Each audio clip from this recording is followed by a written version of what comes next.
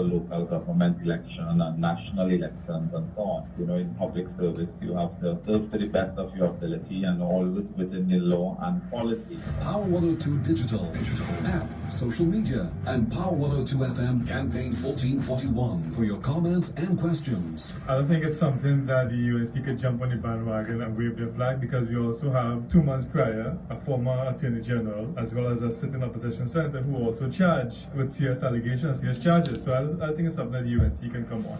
Get in early on the next show. Share your comments, opinions, or suggestions for the team. We'll be using your contributions in our next program. Power 102 Digital with the Power 102 app, social media, and Power102FM.com. Power102FM.com.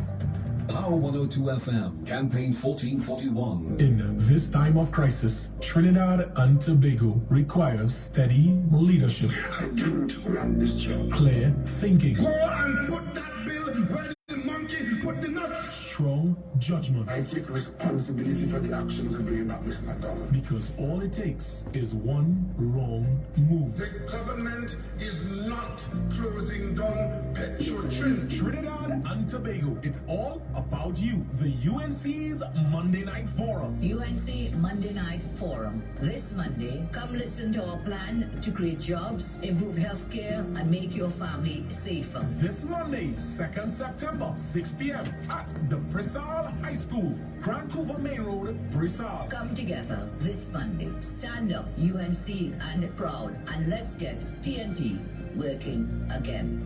This Monday, 2nd September, at the Brissall High School, Vancouver Main Road, Brissall. UNC Monday Night Forum. That was a paid political announcement. This is Power 102, empowering you.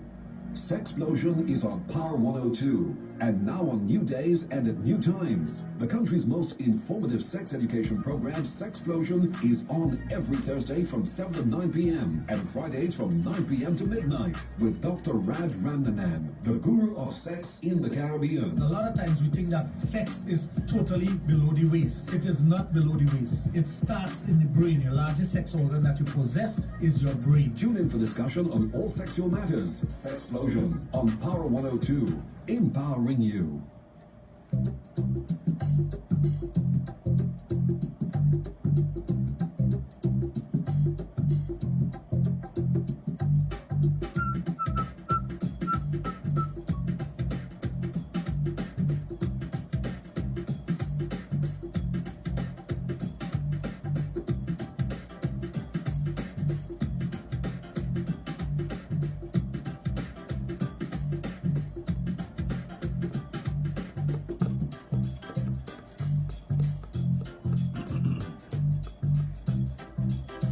Minutes past 7. Sexplosion was on with Dr. Raj.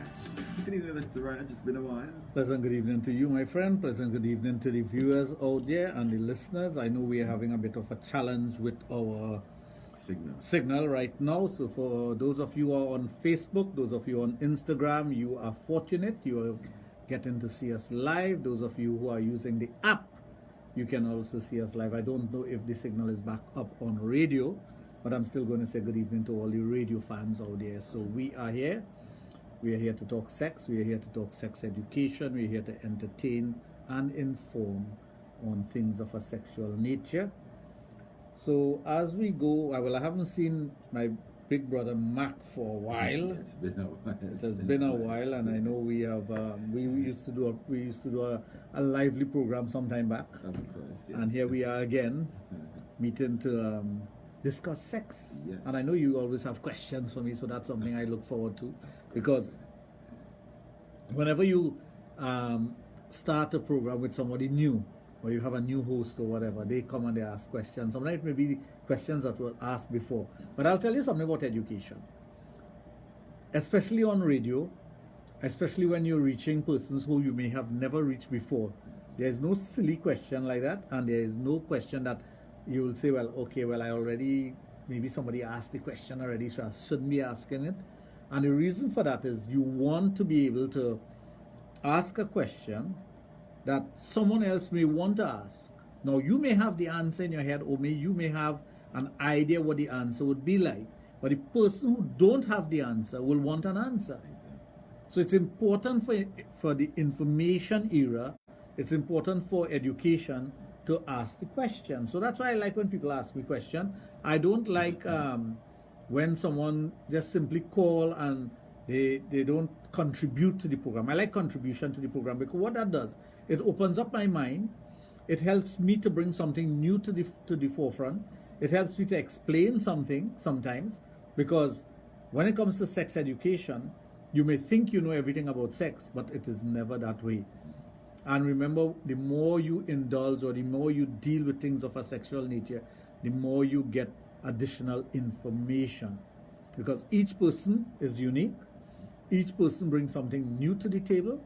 Each person will have a different way of seeing things. And that's why education, especially sex education, is important. It's so important because let's say you walk into a classroom, you have 35 students. There's 35 different individuals there who will have 35 different opinions about the same sexual thing. And your opinion will be based on morality. It will be based on your religion. It will be based on your household. It will be based on what part of Trinidad you come from. Many factors determine how you look at things in a sexual nature. Even a simple thing as having sex. Sometimes a person may ask the question, when should I have sex? Or when should I start having sex? You know, there's no correct answer for that. When I say, you can determine, now they will say, well, a child can't determine that. True. In the legal sense. But there are some persons who are young, under the age of 18, who may want to experiment. And no matter how much education you put out there, no matter how much things you may put out there, no matter how much they may have read or seen, they would experiment. And they will go about doing it. I'm not saying whether it's right or wrong, so don't get me wrong. I don't want anybody coming and saying, I advocate in certain things. I'm not advocating it. I'm just telling you how the mind works. So let's deal with adults who can actually make that choice. When is the right time to have sex? Is it when you're married? Is it the night of the honeymoon? Is it when you feel like it? When do you start having sex? And that's a personal decision. It's a decision based on your knowledge. It is a decision based on your morality. It's a decision based on your religion. It's a decision based on your upbringing. It's a decision based on your sense of guilt. How guilty you would feel about doing something like that, having intercourse, experimenting. Some persons will say, okay, I'm just fooling around, kissing, fondling. But isn't that sexual play? Can that lead to additional things? Yes, it can. Where do you draw the line? Is it that you feel like you feel horny, which is your libido is causing that as you age? There are changes that takes place in the body, and because there are changes that are taking place in the body, you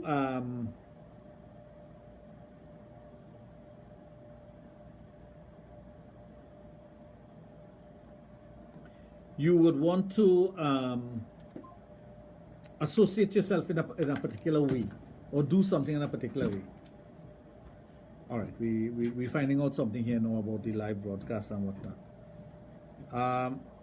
Harry on Instagram, you need to contact me. My number is 7401961. I don't know exactly why you're asking that question, so please contact me on 7401961. That's my personal cell number. You can send me a message now so I know it's you. Golden Lioness, it's been forever. I don't remember who you are, so please, you need to remind me. For those of you who are now coming on, those of you who are now contacting me after many years or many whatever, and you are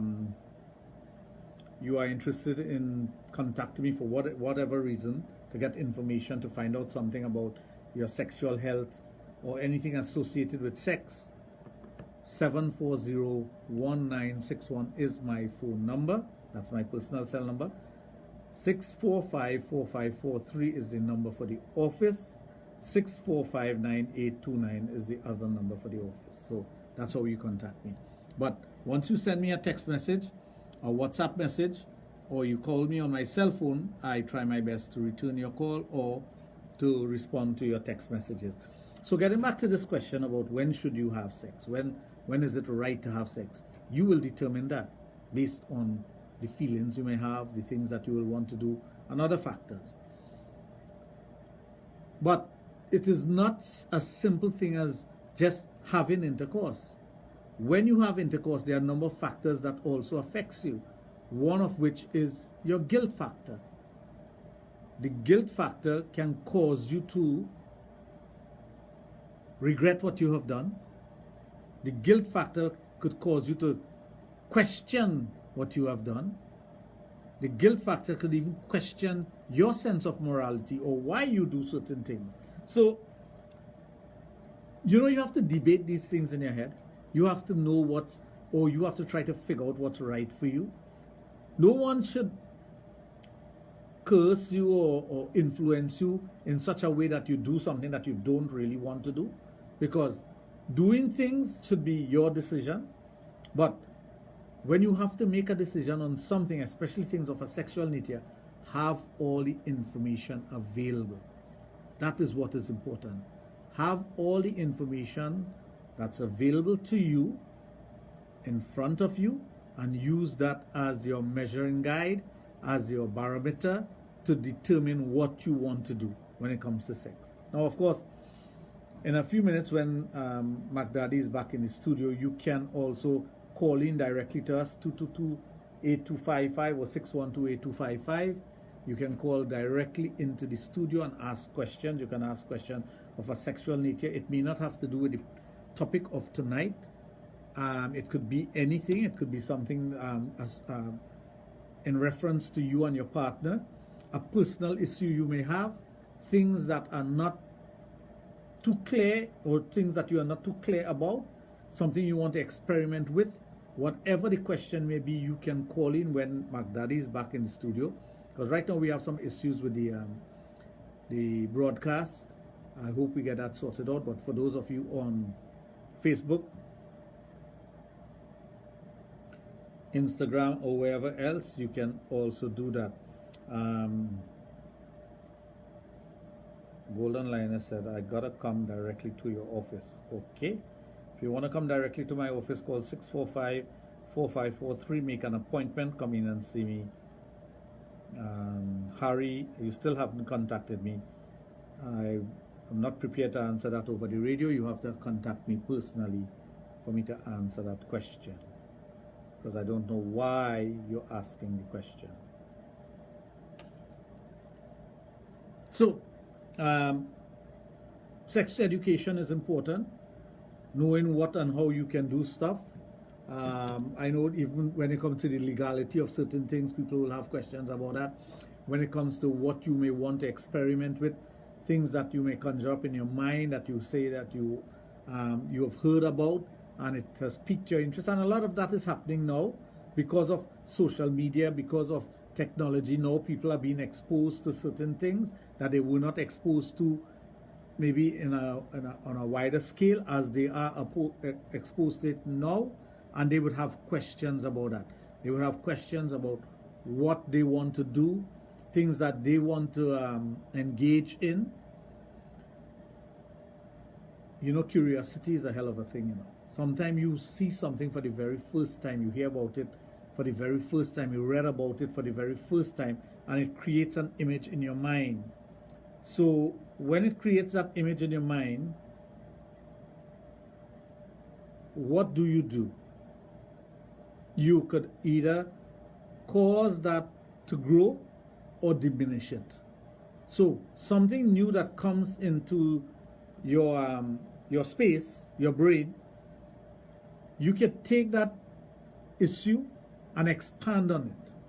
You expand on it by doing your research. You expand on it by finding out more about it from someone else who is involved in that, or may have had some sort of information on it. So you have to decide where you want to go with it. So But the important factor is what you want to do with anything that you're exposed to. And when you are exposed to something that is new, especially something that is sexual, that is causing questions to be asked mentally by yourself, you're asking yourself about these things. Why do I get a tingling feeling when I think about so and so? Why do I get a tingling feeling because I've heard so and so or seen so and so? What has caused me to get a bit of excitement? Then you would know exactly what you want to do. Did you find out if we're back up? Not as yet, but they're working on it. They're working on it. Yes, So yes. for those of you who are trying to get us, I know I get a few messages concerning that. Hold on, people will be there just in a short. Sure. So Golden Lioness, you can also send me a message on 7401961. That number, I really don't know who you are, so 7401961. So I was talking about, sometimes you're exposed to something for the very first time. Yeah. And your mind open up to it. You could do two things. You're hearing it for the first time, so curiosity takes over, so you want more information on it. Or you can shut your mind off of it. But even shutting your mind off of it, sometimes the subconscious mind play a trick on us. Yeah. We may dream about it the night. Yeah. It will suddenly come up in a conversation that we're having that somebody else is talking about. All of a sudden, why am I hearing about this thing so many times now? Yeah. You never notice when you hear or see something new, all of a sudden you've seen it all over the place? Yeah. It's true. Because it was always there, But what happens is that you're now aware of it. It was always there. So sometimes you hear something new when it comes to sex. And you realize that I'm hearing it in sitcoms, I'm hearing it in movies, I'm reading it in a book, I saw it in the newspaper. Why is this thing in my face? But it's not that it is in your face, it has always been there, it is just that you are aware of it now, so it pops up at you. This irritating thing you have on the computer, when you go onto our website, things pop up. Yeah. It Pop-up happens ads, they call it. Yeah. It's the very same thing. Things pop up all the time. All the time. So, I was giving the numbers. 222-8255 and 612-8255. You can call in now. You can ask questions. You can decide what you want to ask. Whatever questions you may have. There may be something that is bothering you, that you need an answer for. This is the program for it. And to remind some of you, it's not Junior who is with me, it's Mac Daddy. David McIntyre, who is on with me, so just make note of it. Yes, feel free to call.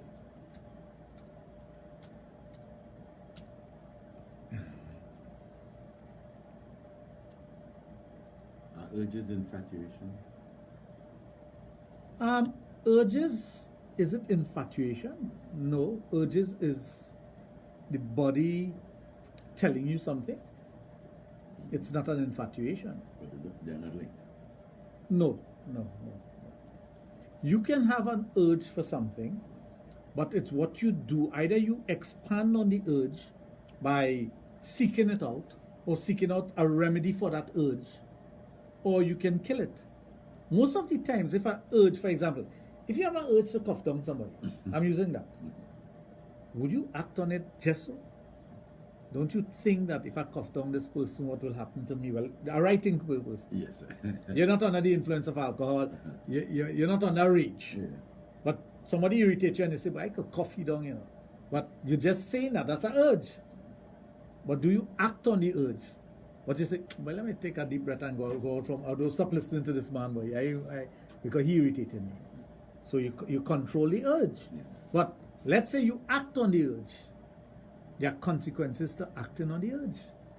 Especially if it is something that could cause harm to another individual. Same thing with sex. You may have an urge when it comes to sex. Many times a person may find an urge or get an urge. They see a nice woman and they have an urge to have sex with her. Right? So I understand why you asked about the infatuation thing.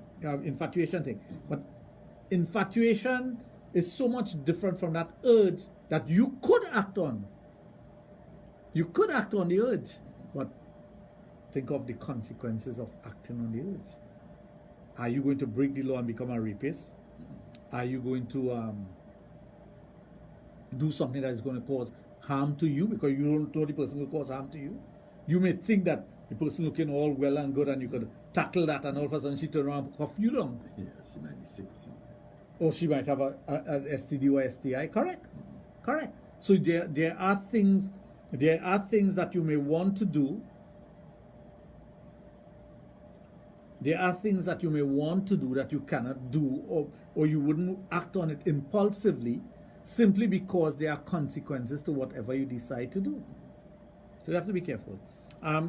Golden Lioness, my number is 7401961, and if you listen to my program, I call my number out all the time. And this is my personal cell number. You can call me. You can call me on any issue. You can send me a WhatsApp message. You can send me a text message. Where age is concerned, what happens with urges? Like when they're older. Okay, guys, well, a child will have an urge to do something, and they will do it because they don't know the feeling of guilt and the feeling of they don't understand law and whatnot.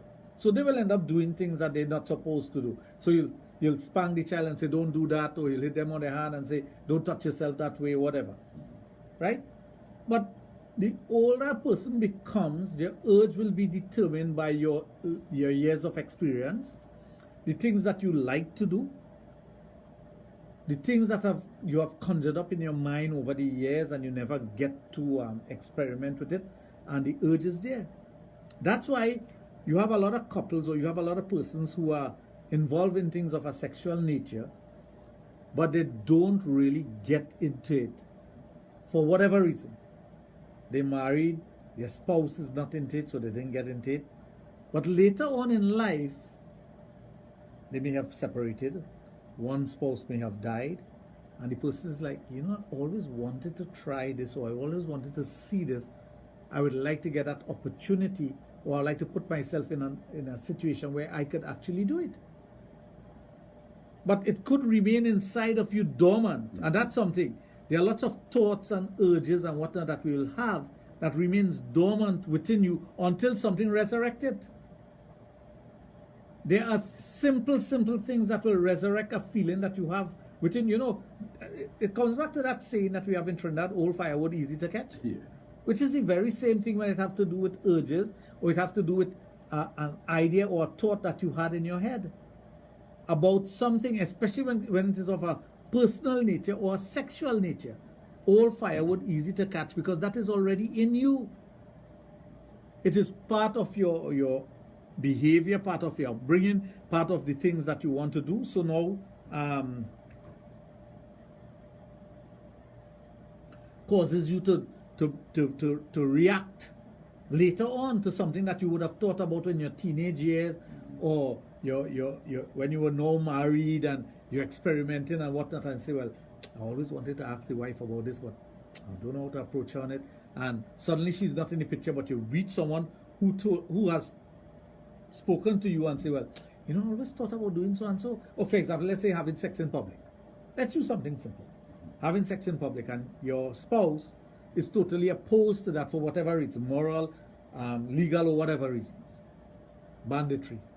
This day and age, you're catching yourself outside to do that. Although there are people who still do it. And suddenly now you meet someone who tells you, part of my sexual high is having sex in public.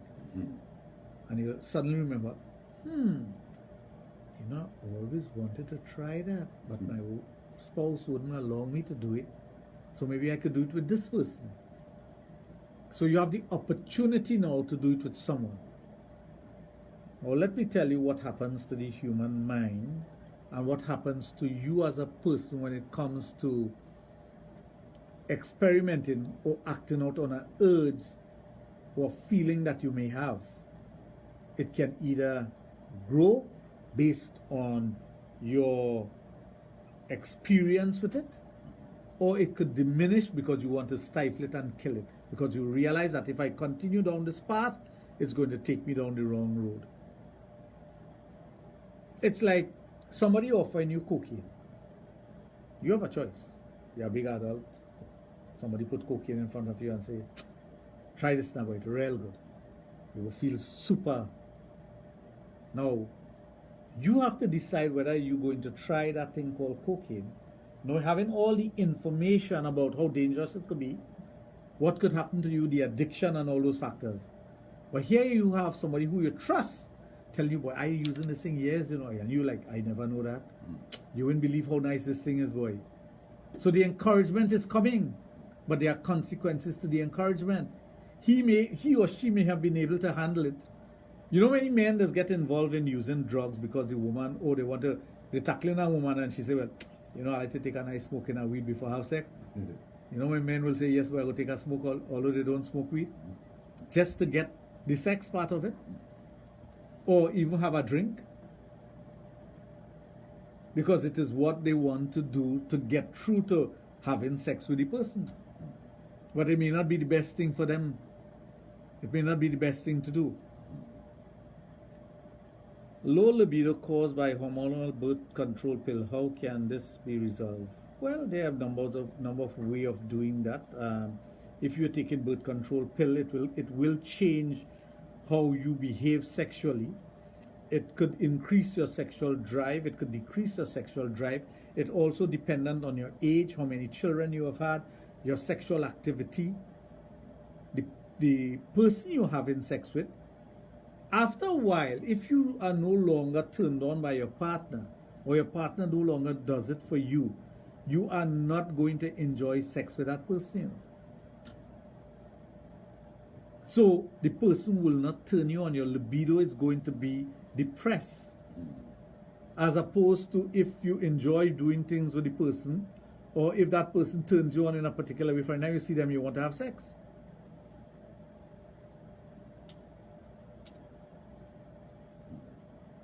Tell me something, Dr. Raj. There's a saying, I hear some young women will say, wanted that old man very fresh. Mm-hmm. the guy probably might have made a gesture or said something, Well, it's a sort of defense saying that he's fresh. Maybe it's a defense based on what is happening, but there might be an interest also in what's happening. And they just want to pass it off. Again, your behavior or what you say will be dependent on who you're with also. You may not want to you may not want the person that you're with to realize that you are interested. So you try to push it aside and make it look like if it is nasty or it is not what I want to do. But truly that's what you want to do. Or truly that's the person you want to be connected with. But you're trying to create that defense that, oh God, he too fresh and nasty, man. I don't, I've heard it a couple of times. Mm-hmm. But then again, what is fresh? Fresh. Yeah, but you have to also listen to the tone of voice of which the person is saying it. But no, you were talking. Okay, before we get there, you were talking about the urge. So let's say this. The urge by whom? The person who is hearing it or the person who is saying it? The person. Okay, let's say this elderly guy is going on the road, sees some young girl, might say something, and hoping that, I don't know what but I normally hear them say, one for that old man, boy, he fresh. Right. So he fresh meaning what? Take it from the urge part. Who having the urge, man or the woman? Yeah, well, he will. You see, the more exposed you are, the more experiences you have had with women, sex, and whatever, you'll be a bit bold-faced and say things. You know that, right? Those are old super dads. No, you're not being a super dad. You are more forthright in what you say because you're not going to beat around the bush because you have come to the realization that in your younger days when you beat around the bush, you miss out on something. So you know why late on the table, girl, I like you, we can have sex, and you say, what with you, were you fresh, eh? Yeah. But you just laying it on the line based on your experience and based on your age. You're not being disrespectful, but you're just letting the person know that, hey, things could happen. Well, that kind of urge is okay from the old man's point of view. Because you were talking about urge. His urge that he has, and let's you see, there's so much fine line here to cross that you have to be careful.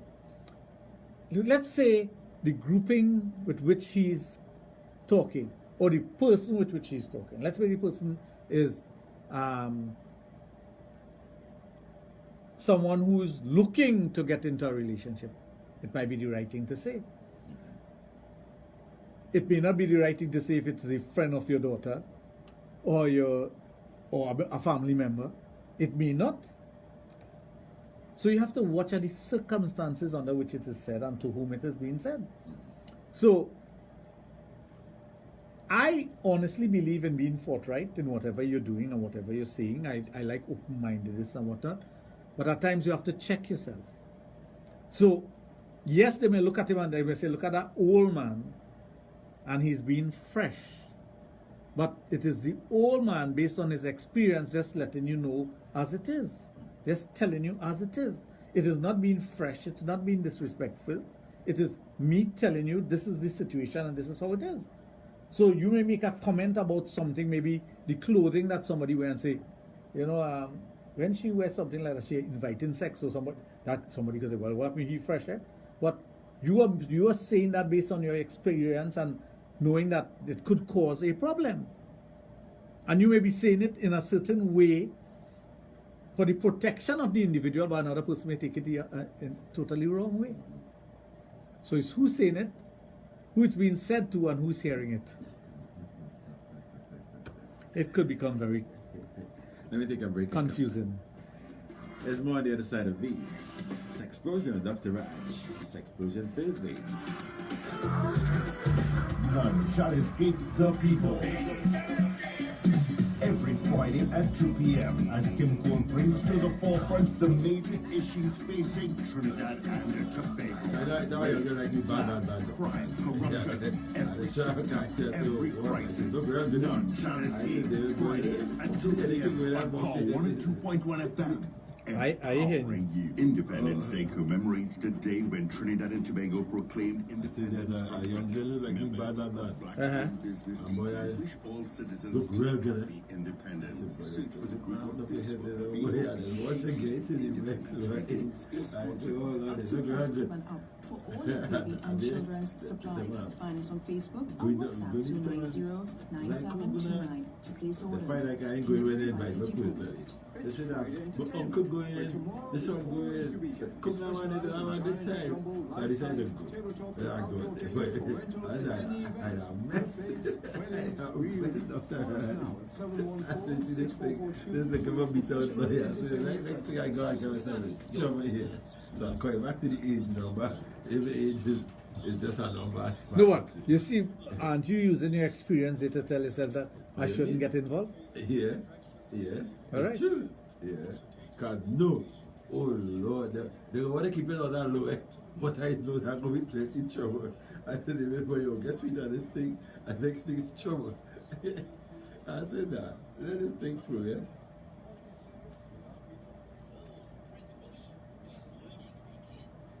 I know back in when I used to go to school, when we left school, there was a girl named Cynthia Joe.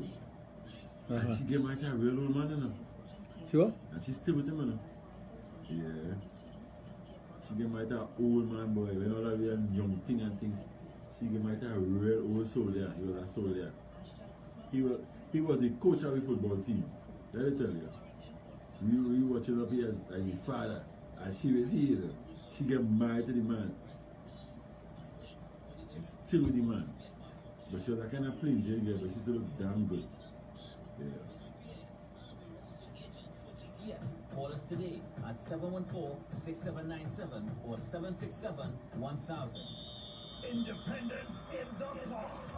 This year we're doing it a little different. It's football, it's liming, it's patriotism. Come out in your red, white, and black as we celebrate our country with pride. We are heading to ML Ballpark, Macoya. Kickoff is at 7 p.m. Come see ERA Masters, Punch and Boys, Sunday Morning Crew, 3 events, PPFL, and Football Fanatics 868. Drink specials and food available. See you there. We celebrate as July, August, aka Java, comes to an end. Independence in the park. The ML Ballpark. This Sunday, September 1st, aboard the Harbour Master, we create an atmosphere of consciousness and Well, we could continue with that topic. We've got a very interesting topic, We don't, you see, situations like that sometimes involves an older man and a younger girl. Yeah, never asked that. And the reverse also. Yeah. This happen. You can't tell the girl from the school. She didn't like that old man too bad enough. But when we went going and we beat her, I think she's not going with me. She running around going. Tell her she going with me. And she going with the old man, boy. I tell them still together. The man walking bed up now and she's still do it, boy. Now ask her that.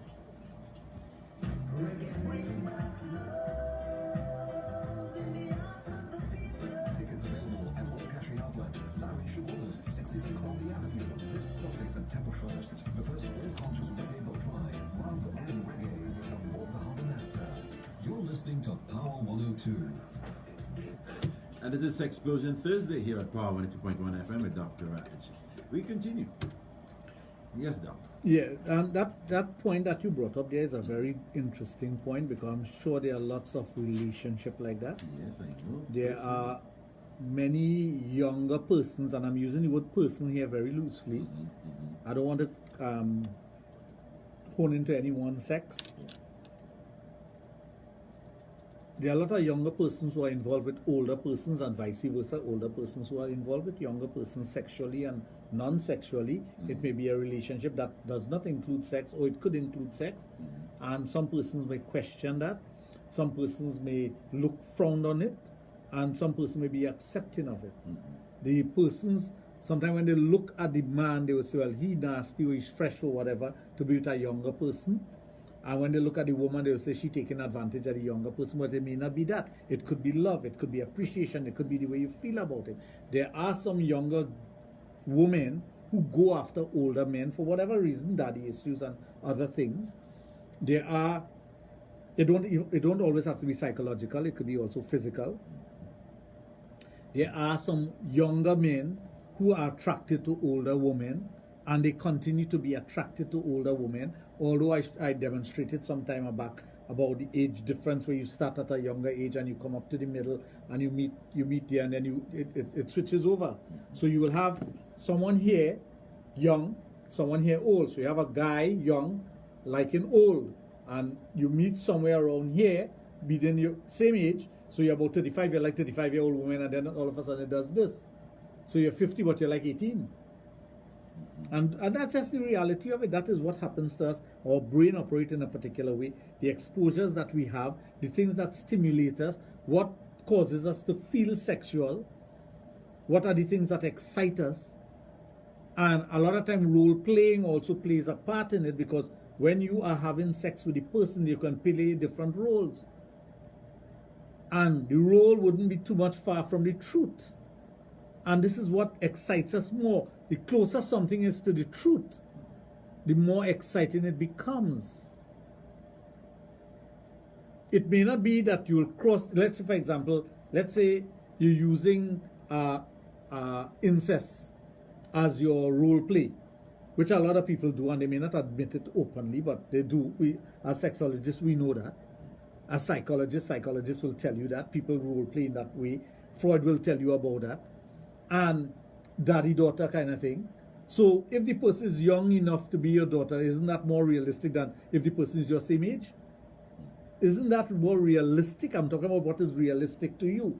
It may not look well in the eyes of society, but for you and the bedroom, it is the right thing. It is what excites you. So when you role playing, like guys will talk about French maid. When you could talk about French maid, and when the girl puts on the French maid uniform, that's why costumes and things sell for sex. People wonder, why do you go to a sex shop and you see costumes? Because people buy costumes for sex. The policewoman thing, how come when there's a stripper comes for a bachelor party, she dresses like a policeman, or a policewoman, sorry, and strips. She could come there dressed as anything. Some of them dress as a nurse. Because they're all fantasies that we have. Good evening. Caller, you there? Hello? Okay. Gotta make sure that lights are. Yeah, well, I understand that thing, but sometimes I see okay, I might be looking at, I look at a lot of documentary, news, and anything in that sort of vein. Yeah, vein.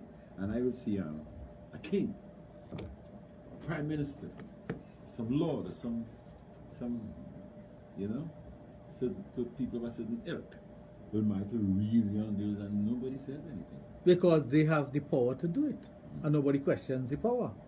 It's like, you see, people frown on money and power, but there's nothing wrong with money and power, you know? Because we, or persons who don't have it, gives the one with the money and power more precedent or more importance than anyone else. So sometimes we say, boy, because he have money, he's acting in a particular way. But we want him to act in that way. So true. The poorer persons want him to show that he's the Lord. Let's see if my lines are working out. Good evening. Hello, good evening. Good evening. Do you all know that you have off the air for hour now? Yes, we're well aware of that. Yes, we are. We're trying to get that. Are we still off air? Are you listening to us on the computer or Yes, something? sir, because I have one available. Oh, okay. Okay, well, we have our It's team. very sad because that's the only station I listen to. Our technical team is working on it, but you Yes. can look at us on the app. Mm-hmm. No, I don't like that. I'm in bed. I like it. I'm lying in bed. Well, the app you can listen on the app, you know. Yeah, but on the app you can listen. You don't have to look at us. You can listen to us.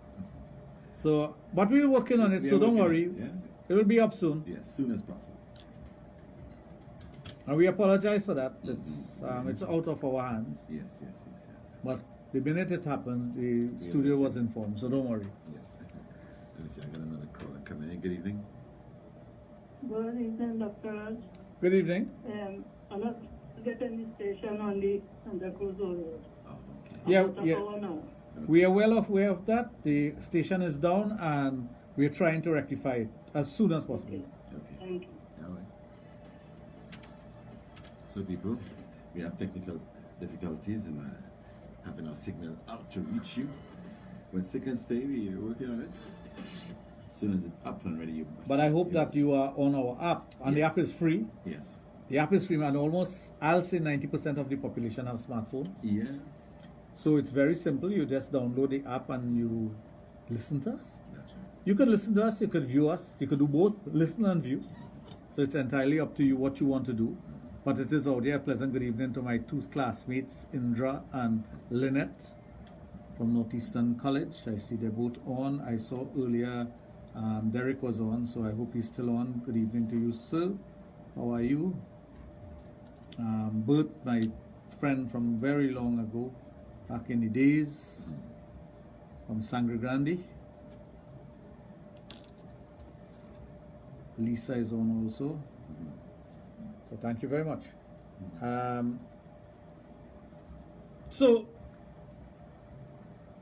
you know, sometimes in society we judge people based on our shortcomings or our sense of morality.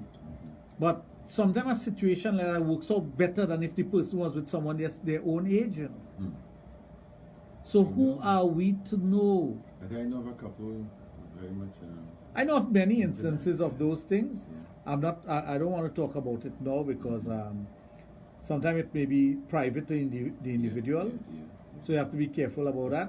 But I know of many instances like that. I know, I too.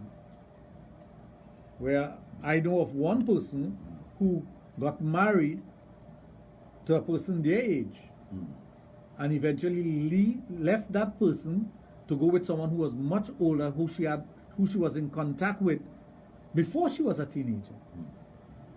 And they're still happily married.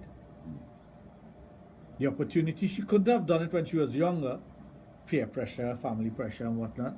You have to get married your same age. Well, she never even mentioned to them that let's say she had a crush on this older guy. The marriage didn't work out with her husband, maybe because of her having the crush on the other guy, or maybe it just didn't work out. And when the separation or the divorce came about, I think, she went after the older guy. But it's funny, you know, that we think so in Trinidad and Tobago now. I know people who have left a long time ago, and when they come back, well, you know, the culture of whatever place they went to might be inculcated in their mind. And they tend to show tendencies of like the behavioral patterns have changed big time. That's you hear them comparing. You know, boy, when we outside out in New York or in England or Italy, you know, that's normal. Your behavior, okay. well, you see, that is why it is important for people to travel. But traveling is not traveling and going and staying somebody's home and dependent on them for when they could take you out and what. That's not traveling. You know? When somebody tell you they're going on vacation and you pack up yourself and you're going on vacation and you sit down in a home watching TV whole day and you're waiting for the person to carry you to the mall or whatever, that's not traveling. I know. Traveling is you going and experiencing the place, the culture, the food, sitting and observing people and their behavior, what is considered to be their behavior in a first world country, a second world country, a third world country. Because, you know, I made that reference to show that, they might look at it that way in Trinidad. You know, this old man, fresh, like I said. But when they go outside, they would see it normal, and they might have to mind, they would stop seeing but it is when the conditioning of the mind causes the change. The conditioning of the mind wouldn't cause the change when you sit in the plane, you know. That your accent might change. But it's when you go there and you observe that this is the norm in this place and it is no big deal, then your perception of things changes. That is why traveling is important. That is why you learn from these things. When you see it on the outside now, you say, well, wait a minute, I was frowning on that. But why do they consider it to be normal here? Let me understand it differently. So your understanding of it changes, and when it comes to your behavior, how you would have reacted to it before, that changes. Yeah, some of them. Because you know why? Yeah. You are now educated. Yeah, because people like that don't make mention of, like, so, you know, because you hear people saying, wait, in America, summertime, especially summertime, boy, they really walking on the street. There are ladies in bikinis, there are ladies in tongues, there are people, men walking bareback in trunks and you know, nobody seems to be looking at them. You know, they keep telling you that. In America, you can walk away. Nobody, you can wear the same clothes every day. Nobody thinks But that happens. Well, good. Well, outside here, I have seen it many. I will give you a good example. We went to this country to compete. Darren Charles, I took him. World Championship, way there. And I told him, this beautiful woman came to give us our room and our badges and whatnot. And I told him, I said, well, I call him Rem. I say, Rem, observe this woman and make a note. So he observed her. I say, she pretty? I said, yes. I say, she's sexy. And I tell you, sexy for days. So the next day, we went downstairs. Now we arrived there around midday. Went, got our badges, did what we have to do and whatever. She's there all day greeting people and whatever. Next day we went down. She's downstairs waiting. So I said, Ram, look the woman. I say, yeah, boy. I say, you notice anything? I said, no. I say, what? I say, looking good, eh? I say, yeah. I just did that. 3 days after, I said, Ram, look the woman again. Have you noticed anything about her? I said, no. I said, she have on the same clothes every day. And it is not a uniform. It is for the same clothes. He said, well, how you notice that? I said, because I notice these things. I say, I will notice that. But this is France we're talking about. All she have to do is spray some perfume and that's it. It's no big deal for they to do that. We in Trinidad, you go with that, you wear that shirt tomorrow. I tell you. The amount of talk you get for that. I tell you. So we look at things differently. That's why when you travel, you may travel with 2 pieces of clothing, as opposed to if you're in Trinidad for a week, you want 5 pieces of clothing. And that's a fact. Yeah, it's true. Because depending where you go, you may not sweat. Depending where you go, nobody is watching what you wear on. They care if you had on that yesterday or you have it on today. No. Nobody looks at that. So it depends on where you go, the culture of the place, the behavior of the persons there. So if you're going to a place like that, you could travel with 2 shirts and the pants that you have on, your jockey shorts to change, and you good to go for a week. But if you're thinking along a Trinidadian mentality, no. I remember the first time I went to France, 1980 something, I think 84 or something like that. The hotel we stayed at had one bathroom on the floor. And I was like, what the hell wrong with these people, boy? One bathroom on the floor, and people, you walk with your towel, you go and bathe and you go back in your room. I accustomed that my room have a bathroom. Yeah. So I'm like, I was blown out of the water with that. But yeah, it was normal, communal bathroom. So it depends on where you are, your encounter, and who you're dealing with. So you see the difference?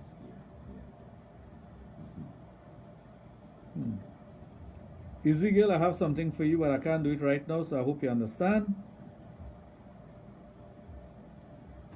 I know you would understand, but tune in later because you need to see it. So, how you view things is dependent on where you are in the world, the culture at that time of the people, their behavior, what they consider to be normal and what they consider to be abnormal. Right? There are many things when it comes to sex that we may frown upon it. I remember first time I went to Europe and sex was no big deal for people there. You know, like how we would romance somebody and you have to maybe go out with them 10 times before you get a kiss. You get a kiss first night. And you might even reach further than that if they like you. So the difference was the culture or where you were, the country that you're in. I know there are some countries now that you go to, you cannot make sexual advances towards the women. That is frowned upon. That is shown as disrespect. As a matter of fact, you might get some licks for doing that. Some countries you get locked up for doing that. So you can't take your habits from one place and use it in another place and say, well, I didn't know. You have to observe. That's why you observe. You look at the behavior, you look at patterns, you look at things, and if you can read about it. If you can't read about it, ask someone before you go and act on it. That is what traveling does to you.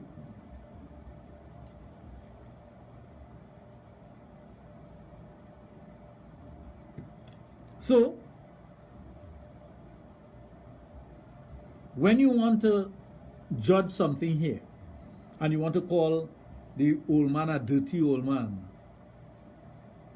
based on what he may have said, in another place or another time, or even same Trinidad, speaking to that person alone, you say, oh God, old man, you're hot too bad. Instead of she saying a dirty old man because she have friends here. Yeah. Say, oh, hot too bad, you really feel you could handle me? She might be throwing back talk to you. Isn't that possible? Yeah. All right.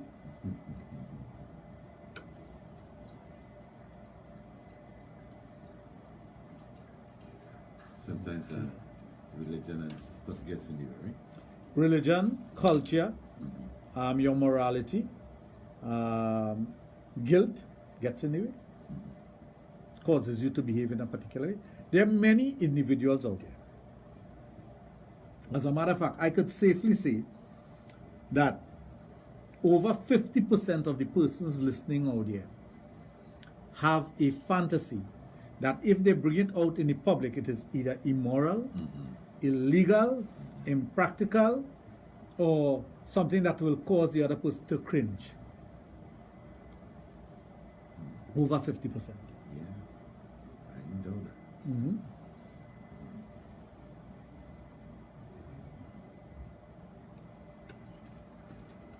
Mina, I'm on, but I'm on with David McIntyre, not Junior Saldana. And I am on every Thursday, unless there's a political broadcast or something else has happened. But Sexplosion is on a Thursday and Friday. Thursday from 7 to 9, and Fridays from 9. So, but on a Thursday, it could be David McIntyre, it could be Aisha Wells, it could be Junior Saldana, it could be Maybe even Steve Khan.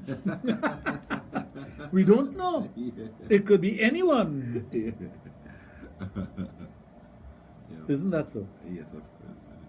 And that's the beauty of radio. You may hear a voice and say, oh, that sounds like Junior, but it's not Junior. And of course, Mark Daddy and Junior have similar voices. Yeah. So I could understand that. Laid back style.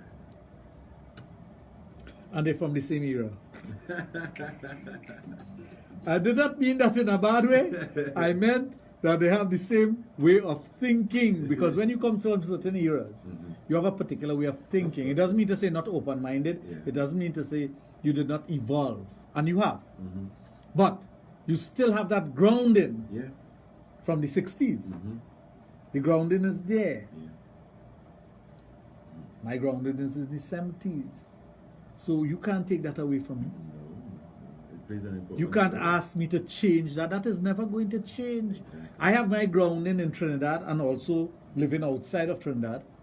You can't take that away from me. So I will see the bigger picture in everything all the time because my mind has been open up to those things. And you're right. I remember the first time I went to Disney World. It was the middle of summer. I was 17 years of age. And the women were practically half naked. Every single one of them were walking around, and I'm talking about tight pum-pum shorts. And just something holding their breasts up. They didn't matter if they're big and fat or if they're slim and tiny. It did not matter. They all wanted to keep cool. Because it was the middle of summer and very hot. And that's how they dress. But having come from a culture where if a woman dressed like that, you're oogling her. Over there, nobody was taking them on. All kind of notices happened. You actually sat in a corner and he was like, oh my God. Like the first time I went to Margarita. Well, that was the first and only time I went to Margarita. So the guy who took us there, he went to shop for stores and stuff. The guy had a mall and he was outfitting these stores, and I had a business place too, and he was invited, kind of trying to get things, me and motivate me to buy stuff, to change the style of my store, to make it a more kind of variety kind of thing. So we went on there. Night time when we got there, the guy said, okay, I'm going to take you to this Caribana hangout. So we went there and stuff. And when I got there, the first thing I realized is that, well, you have to pay with a lot of boulevards, something like 1,600 boulevards to go in. But that's like about 5 years? Yeah. It was small money, that was. Yeah, like 5 years. Us, But when we went by the door, we were getting our Joes like 1,600 boulevards. How can the normal people pay that? I remember the first time I became a millionaire. I changed 100 US to liras. And I was given 1 million liras. That was in 1980 something. I didn't have a clue as to what was going on. All I knew that I had the US and we were going, in the morning we would go by this guy to change it. But the night before we went by this Caribana place. So the moment that time I used to drink Heineken. So the moment we were approaching the place, I seen the big Heineken inside. I said, Yeah. So we went in now, guys talking Spanish, and one was speaking back to us in English. So I sound like a campo boy. So we got in. First thing he said, okay, here is a sort of exclusive place, and you'll see women topless, and kind of touch. They'll bring drinks for you, tell them what you want and thing. So that was like all inclusive. When you pay this 1,500 boulevards, you go in and it's lap dancing and pole dancing. It's the first time I've experienced that. But when I got in there, these Latinos look. So I said in my mind, I tried it very dignified and gentle. So I said in my mind, Jesus Lord, is this heaven? Because that was the first time I saw tongues and things.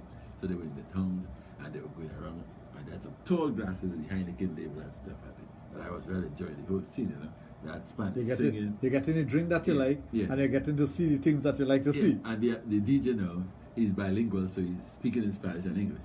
So he said that for the English people, the people who understand English, if you want, you pay like 2,000 bolivars, and you get one of these pole dancers to go into a room, but they cannot touch him.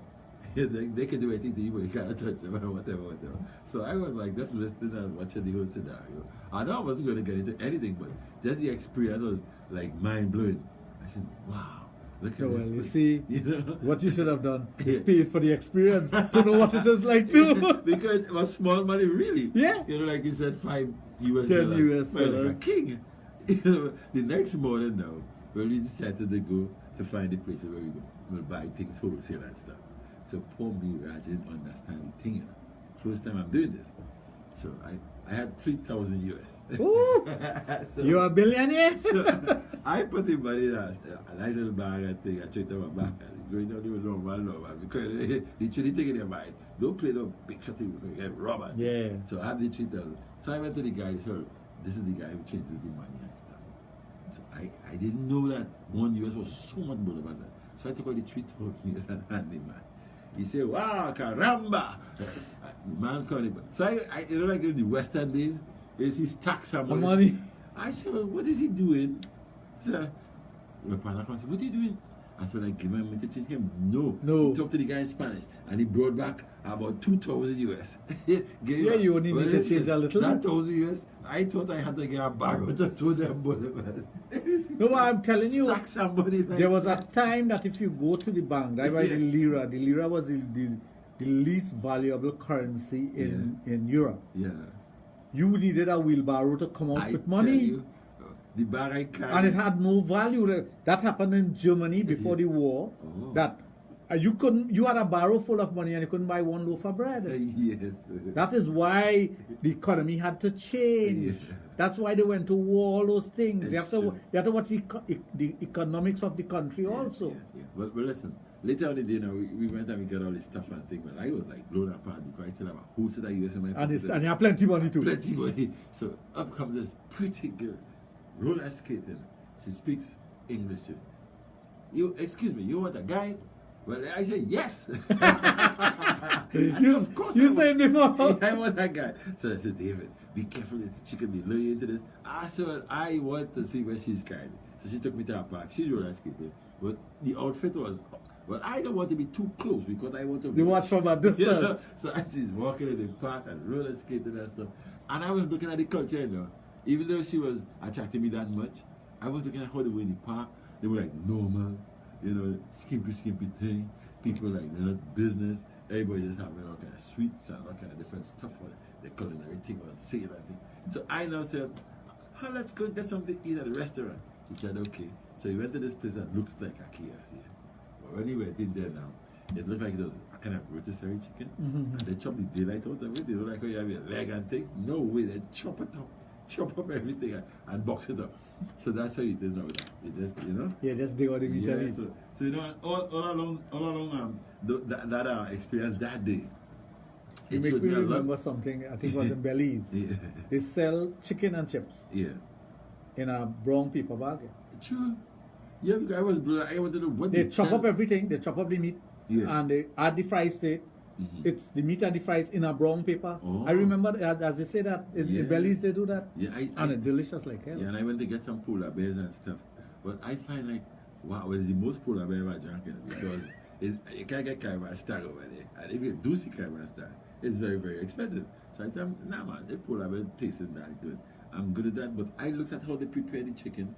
And even the people who were selling chicken, nice girls, I said, you know, this is a place of sex appeal. Correct. You know, anywhere you turn, they look like that. So I think that's why people get so crazy about the Venezuelans. Have you ever been to a nude session? No, a nude beach, for the want of a better word, or a nude area. Well, one time I used to be in Tobago as a really popular DJ, and a brother used to come doing. I used to practice living in Tobago. I used to be based more in Plymouth and Castara. So when I went to Castara, a good friend of mine, he said, David, you're rolling with me today, right? I said, okay, partner. And he took me to this beach. I can't remember where the beach was in the Raj. I was trying to remember where the beach was. I already drove down to the beach and you gotta be cool, you gotta be cool. So yeah, I already short past something. I walked down to the beach and drinking this tag and thing. And on the beach, everybody naked. So I said, what the hell is this? This is Tobago. Right in Tobago. I've been experiencing that. You know, I'm on the beach like normal. Drinking, and these people pass it up and down. Naked as everyone. You know, the first time I went to a nudist beach was, a nudist area. Yeah. Was in South Florida, and I was about 17. Yeah. And I realized that if you want to remain there, take off your clothes. Because they wouldn't allow, they don't want you with clothing, because it's a nudist area. I also had a very good friend, you know, a Caucasian guy. He was a real partner in crime, everything mischievous, we did it together. And he said, my young, you know, they've been in a long I've known you. I have a little problem to tell you this. And I said, well, you can tell me anything, man, we're moving right there now. You know, so he can't pick me up in his uncle's Mercedes and thing. He said, my uncle tell me to invite you to a party. Right in Trinidad. He said, don't bring any women because women got law. That time was like Colombians were they talk, you know. They were saying that the Colombians, you know. And the Colombians will be there, topless, drinks got law, don't bring no women, and all that kind of thing. So I said, partner, no sorry. I said, no, I never went to that. And he was very upset with me. You didn't go? No.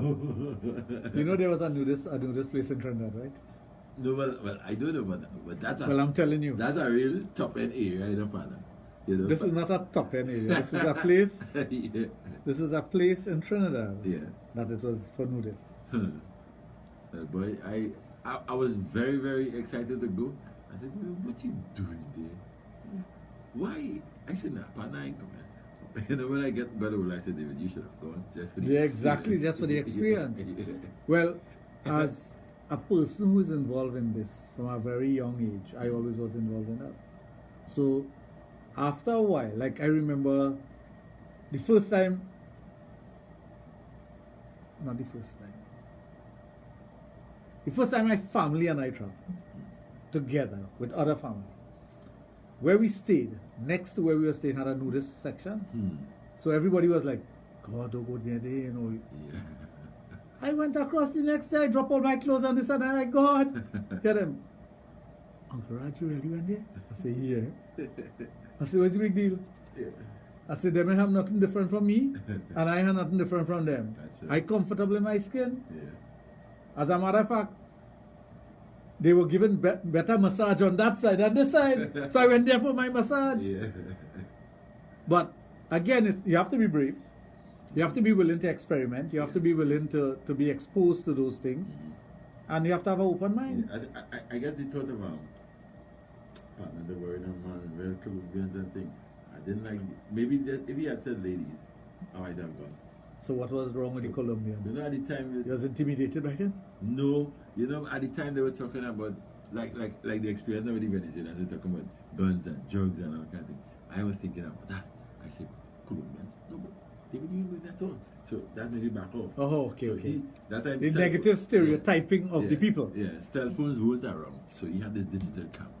He said, look what you missed. Started showing me. I said, but you should have gone for the experience. Even though you didn't go and do anything, the experience would have been there. Because he and I was very close to them. You know, for the experience. Yeah. And then, I tell you, the kind of things that well, that experience would have opened up your mind so differently. Yeah. And you would have looked at things so differently, you wouldn't believe it. It's true. It's true. It's true. You would not believe. Yeah. I had a friend, his father was the mayor of a very important place in South Florida.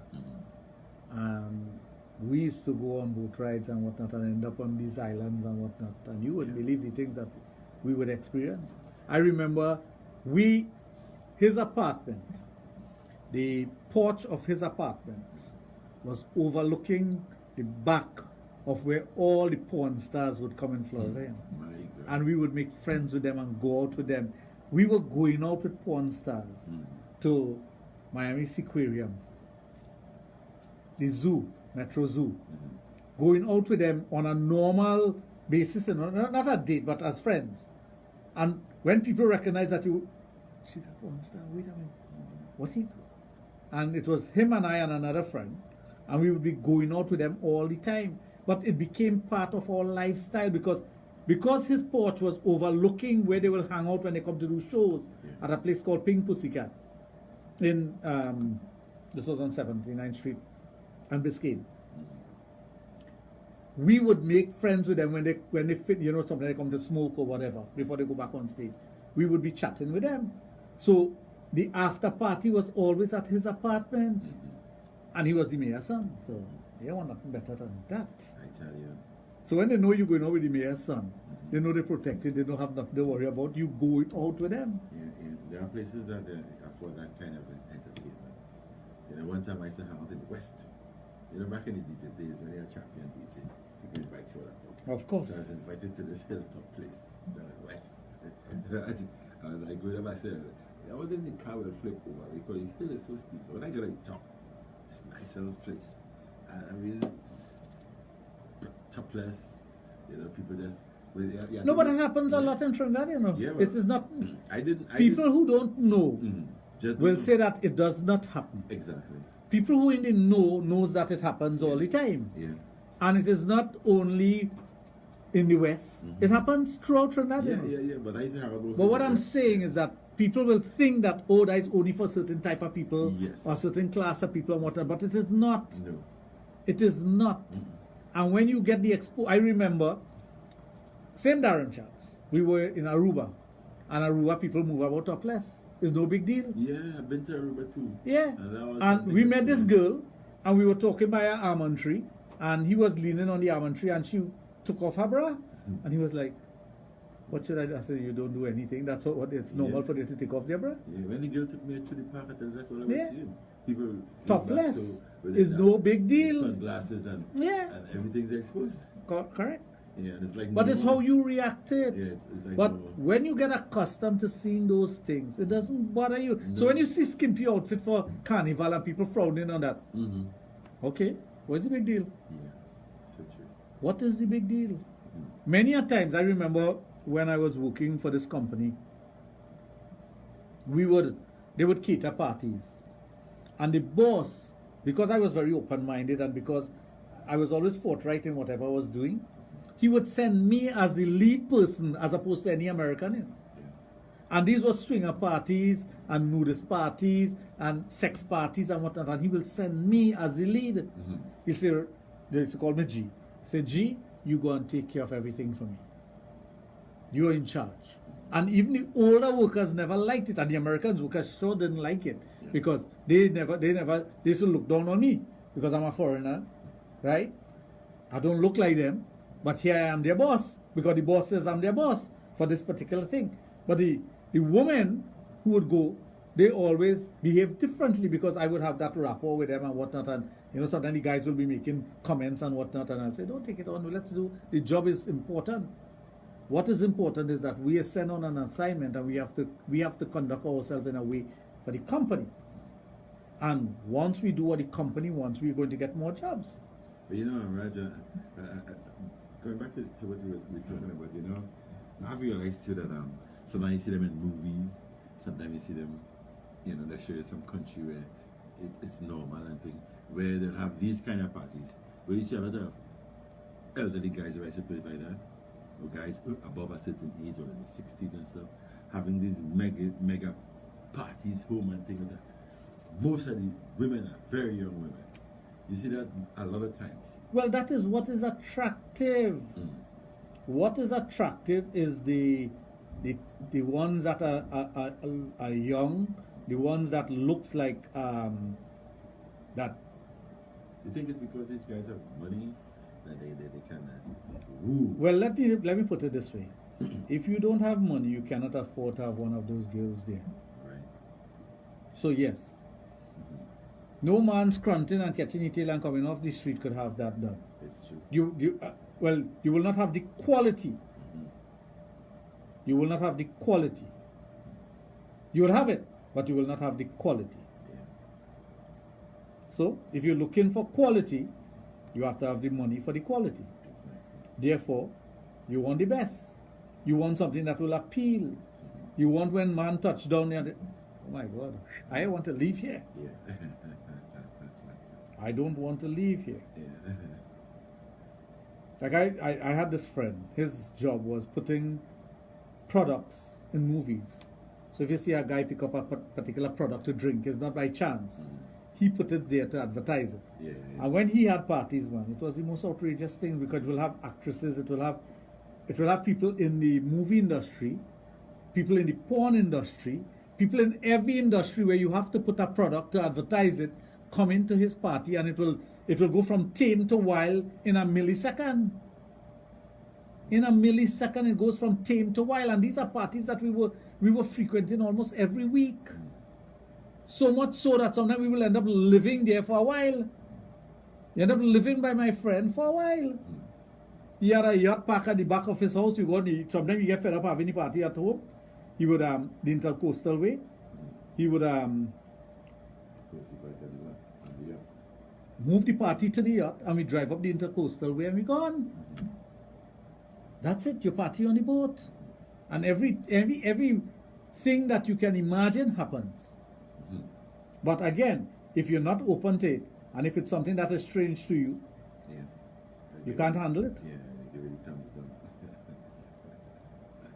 But life is about experiences. Yeah. Depending on who you are and what you want out of life, you got to find yourself in that position. As you said, you were there because you were top DJ.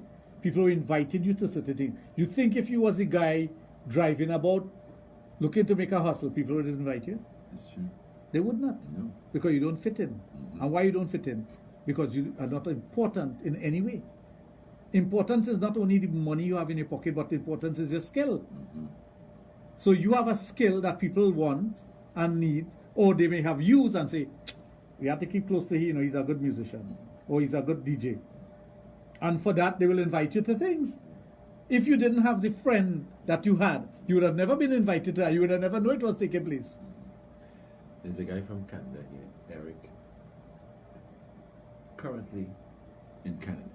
Yeah, I know. Sparrow said, no money, no love. Espinay and Trump had parties like you guys are describing.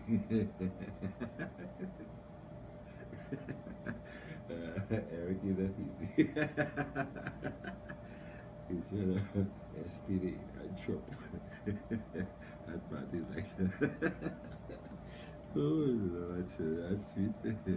But when I used to be at the DJ hostage, I mean, people said, I was this kind of DJ, I'm very versatile. So, sometimes I'd be hard to play for.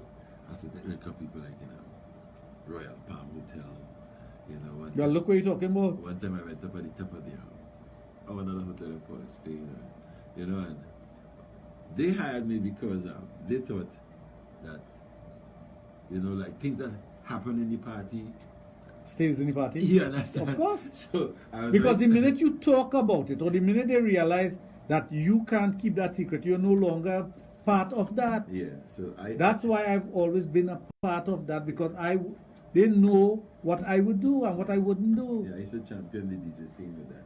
They find he's, you can confide in him.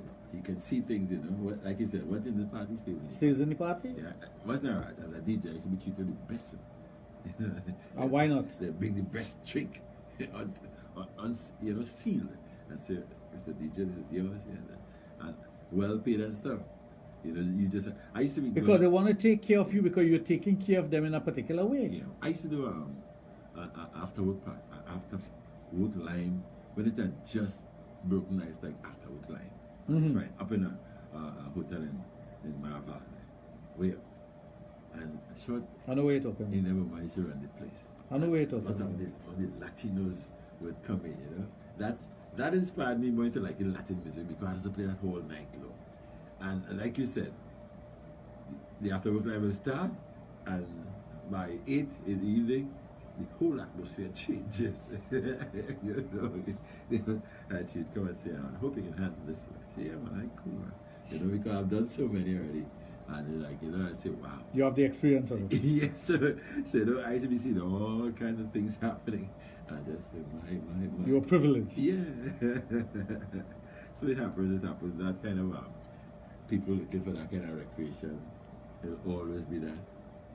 But in Trinidad, we tend to snub at things when people have fun like that. You might see an older guy with a younger girl, or an older woman with a younger guy, and people, they talk about it, they snub it and all kind of thing. When it's so normal in some places right here in Trinidad, So it's interesting. If you bury your head in the sand and you tell yourself, well, that cannot happen here. It could only happen in another place, or you see it in a movie and say, well, you only see that in a movie. Yeah. Well, I think Trinidad has gone past that. Based on what you might see popping up on your phone and social media, there's a lot of that happening, especially with the youths. And I wouldn't. The youths do things differently. I don't think it is as sophisticated as it could be, and that's one of the issues. Right. It is not. It is done in a. What makes a woman sweet? Nice question. But what makes a woman sweet? Her behavior, the way she dresses, her conduct, the way she speaks. And if you talk about sexually, her willingness to do things. And her ability to do things also. Ability, yeah? Yeah. Open-mindedness. Freakiness, for the want of a better word, because some people like the word freaky. Yeah. Yeah, so. But it's quite interesting, that whole experience of life where sex is concerned. That is what I tell you when I speak about these things. And, sometimes a person may think that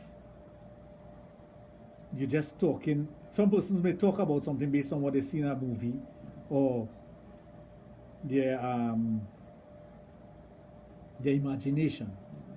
But when you actually see it, feel it, touch it, taste it, be part of it, there's a big difference.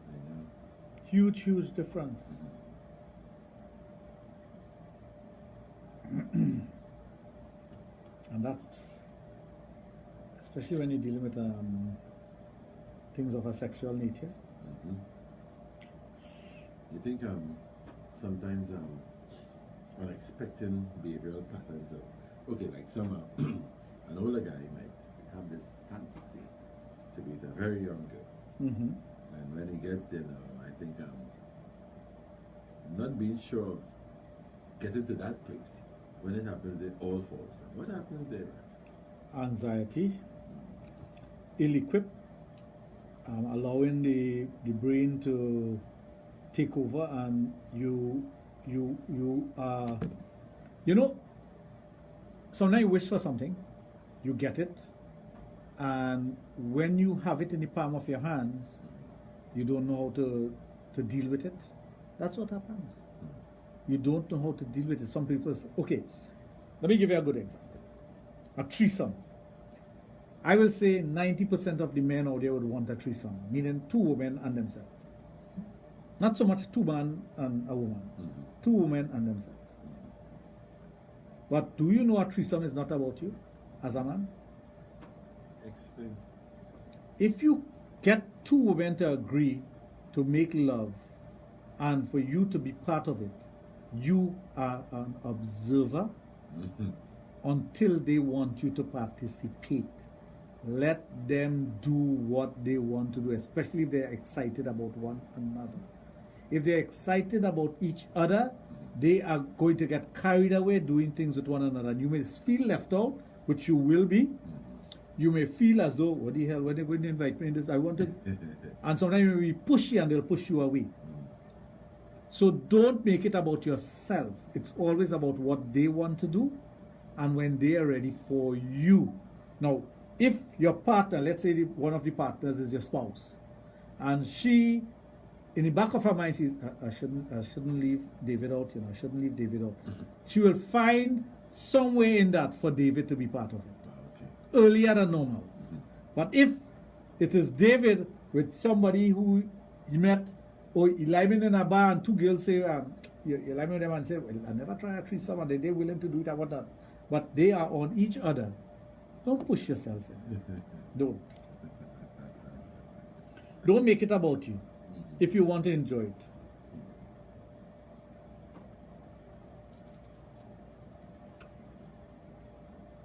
Some of the people who have fantasies, especially let's say something is going to some kind of crazy fantasy, they will go to places where they're not accustomed to it. Might say, I feel I have to go to a club to see if I can fulfill this fantasy. And they go into this place that is sort of not really strange because it's like a party atmosphere and stuff, but clubbing. Clubbing creates the illusion of something like that. So you may be in a club with your girlfriend or whoever, and she may pick up a female friend, and they may dance together. You see it in fete. A man here and a woman in front of a woman behind. We even sing calypso about it. Right? But it is the illusion of a threesome. So men are excited by that. Or when you see two women, one woman whining on the other, yes, your men just dress back and do so. You as a DJ, you know that. I know. They will rock back and look at that. I'm a commenter during carnival too, so I could tell you. Well, right, you see it all the time. Woman gyrating on woman. Who are more than one, 3 women together gyrating on each other. And in your mind, you seen sex. You are seeing that they dancing. Having fun. You seen sex. So, and women know that, so they do it. I will dare anyone to tell me that they know that have a sexual connotation to it, what they do. Watching the club, you'll see a woman go on and start to play with the next one here, and they hold and they start to dance close and thing, and man will say, God, I too lesbian. They're not lesbian, you know. They are acting out. Women are bisexual by nature, so they can act it out very easily. And it's enjoyable for them, so they could do it and they could get away with it. Two men are going to do that. That's true. Can a woman be married and in love with someone else because how he treats her? Is it wrong for the heart? You could be married and love more than one person at the same time. You could be married and craving somebody else. Marriage is a legality, but there's no guarantee to a marriage. There's no guarantee with that legality that my husband loves me or I love my husband. That has to be built and maintained. It's like planting a hedge. If you plant a hedge with exoras, it's going to grow up, it's going to flower.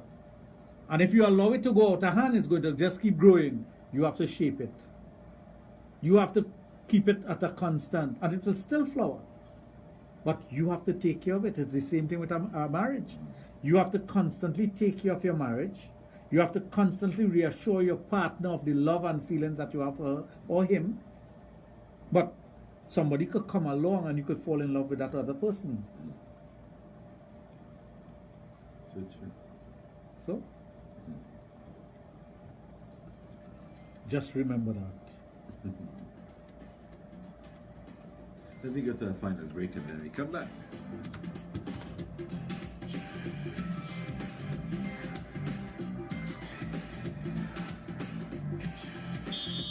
Independence in the park.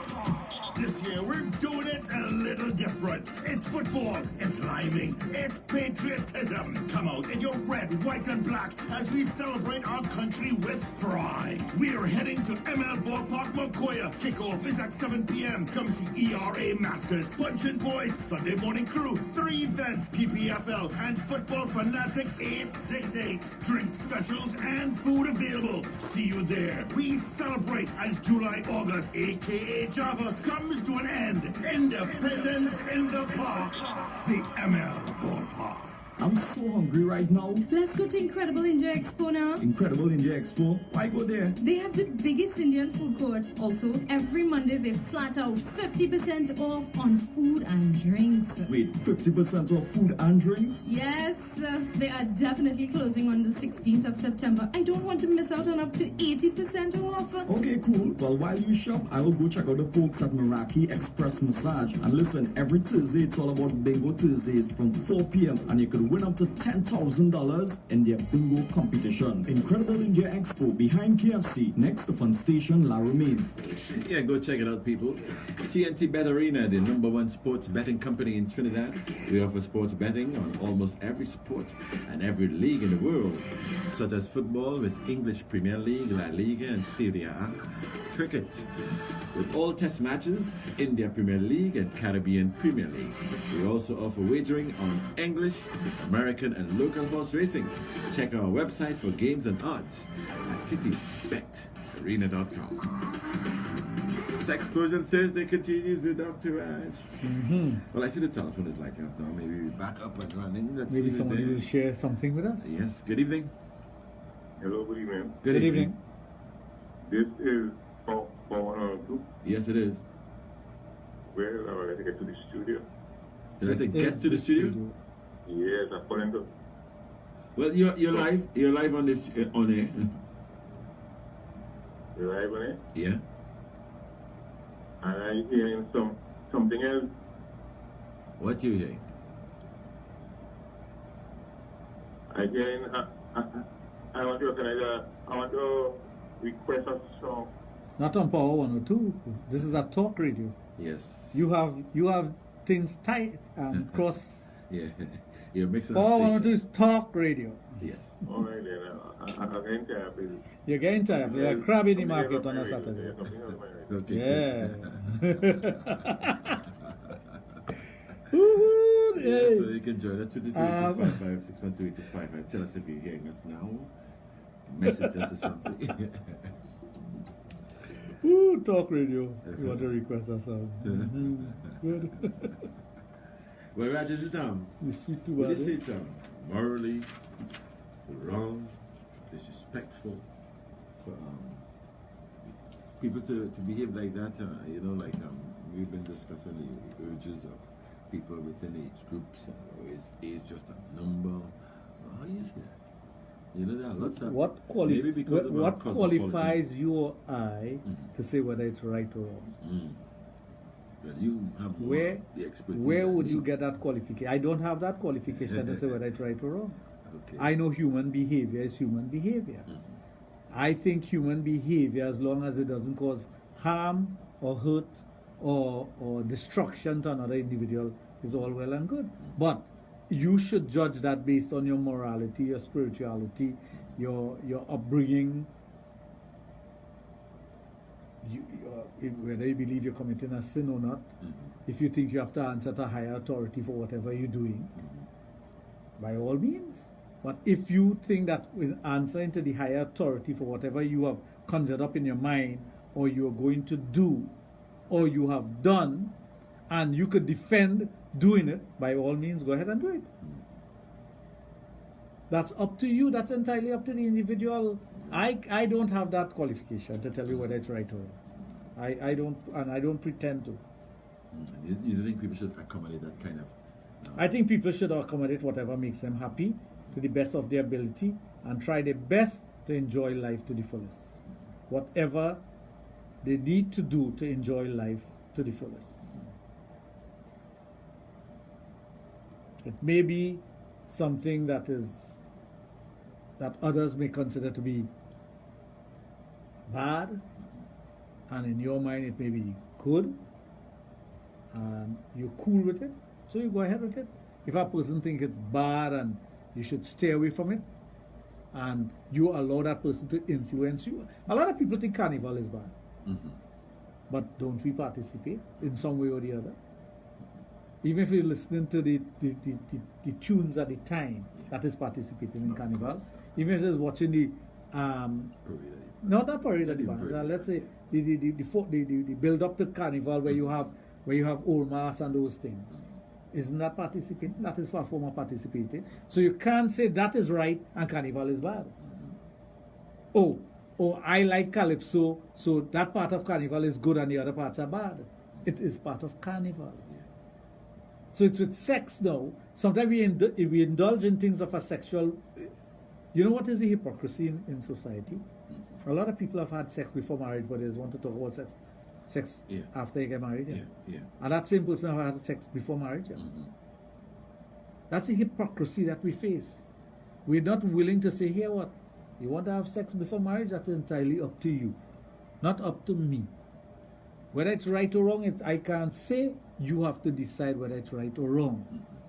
And if you're indulging in sex and you think of something outside the norm and it excites you or it gives you the urge and you want to continue with it, go ahead. That's entirely up to you. And if you don't want to indulge in it, you suppress it, but don't go condemning it because you have thought about it. You know, some people say thought is action. When if you think about something, it's action. You have already committed the sin. Let's use the word sin. In the broader sense. Well, why condemn it? Like they say, you lust on people. Yeah, but why condemn it? You have already sinned. So what are you going to condemn it for? Leave people to sin. How you what's your definition of lust?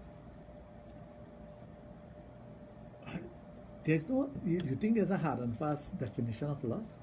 Well, you know, like well, if you see something some or people someone and you long for that person, and it's simply because of a physical attraction, there's no merit to whatever you're feeling or whatever, that is lusting. You might be lusting after a person's wealth.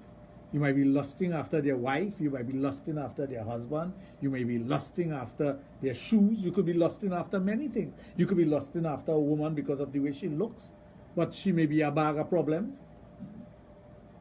You don't know.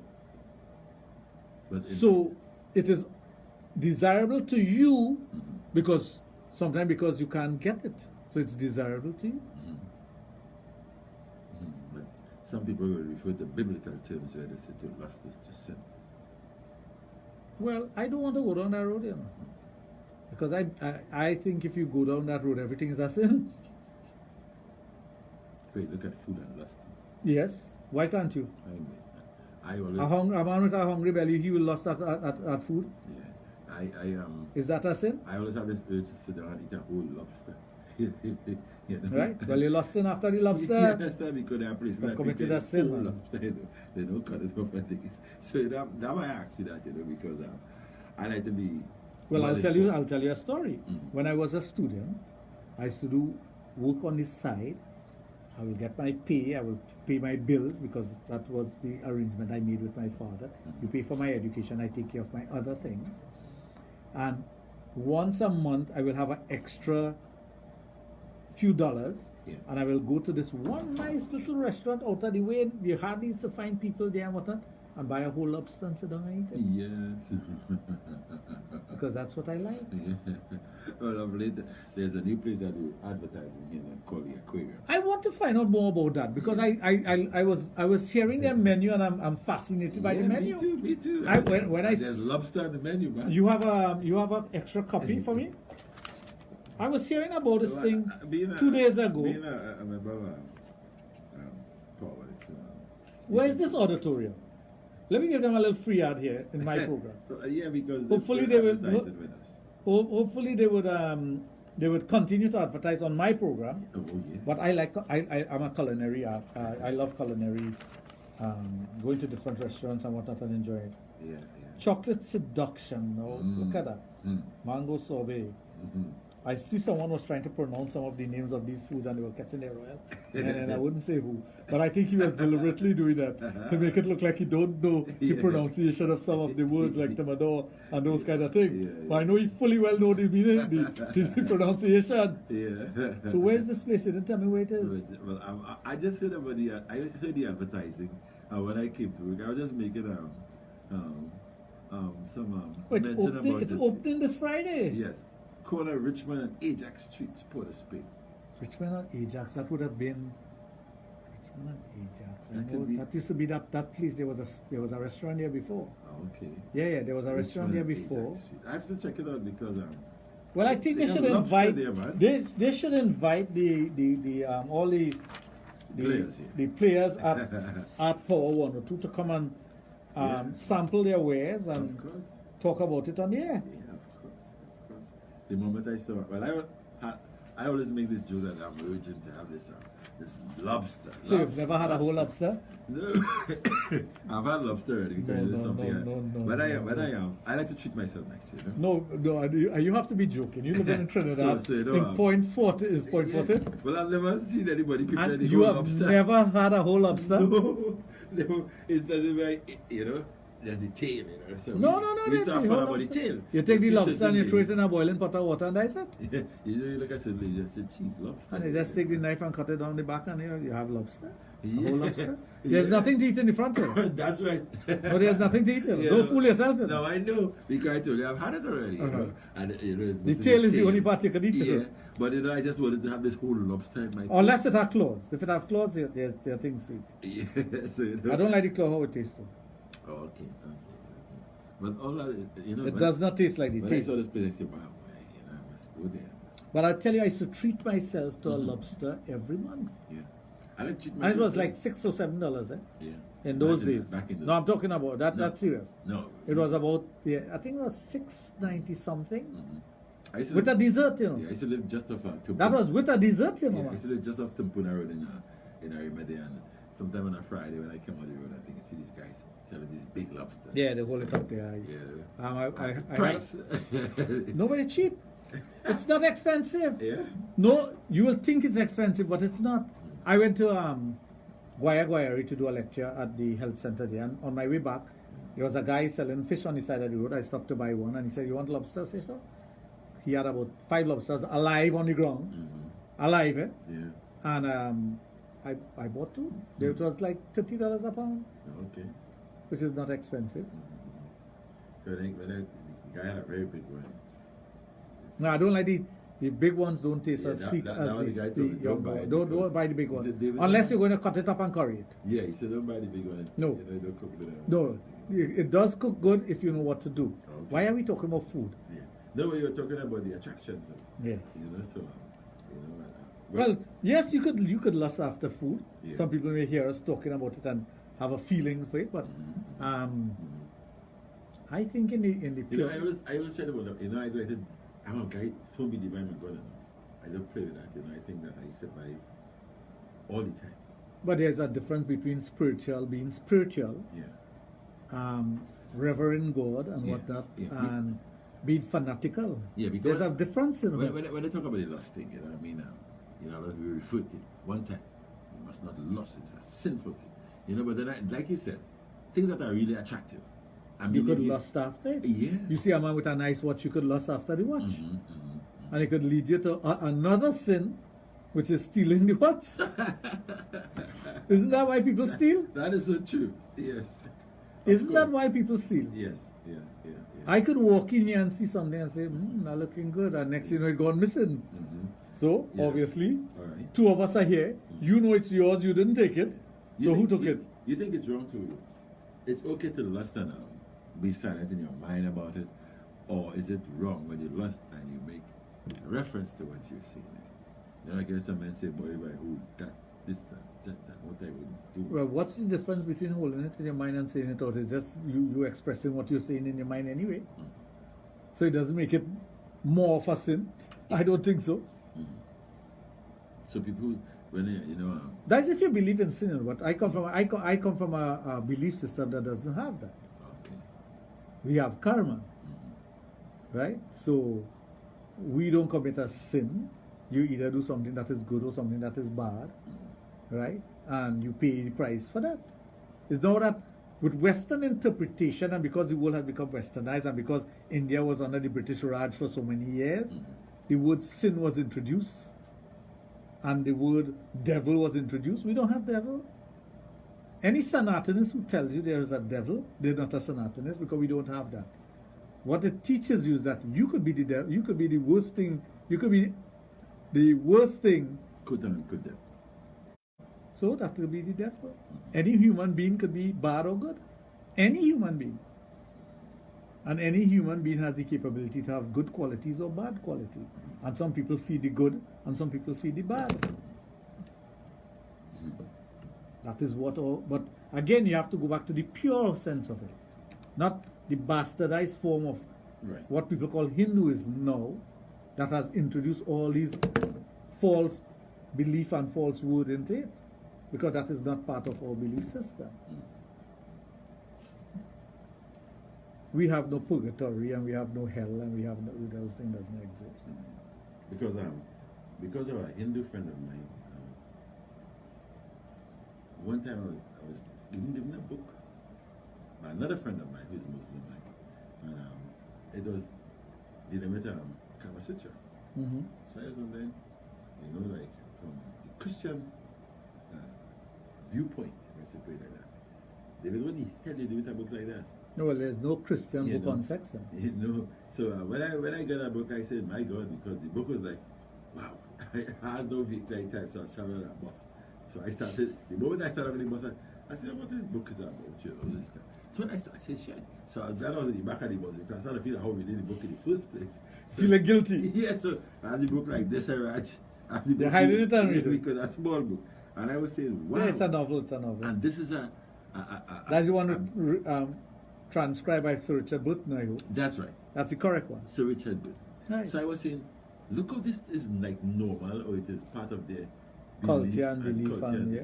But it's so wrong for Christians and people who are well, I shouldn't say Christians, for people who have that kind of Christian kind of belief. But it is okay. It is again the country that you come from will have certain teachings, or the culture that you come from will have certain teachings. In Trinidad, we are more exposed and open to things of a sexual nature as opposed to another country in the Caribbean. But with the exportation of soca and gyration and liming, you know that simple word liming is being used throughout the Caribbean now as a normal word, but that is our word. We know what it means. In the other islands, they may use it, but not in the sense that we will use it, or the strength that we have with it. But it's an exportation of culture that is Trinidadian, that was exported to Grenada, and then it moved up the island. Right? What has happened? We have exposure now, because Trinidad was a melting pot of different religion and race and whatnot. We have more of a mixture of these things, and we could export it. But the religion still suppresses things. Our belief still suppresses things.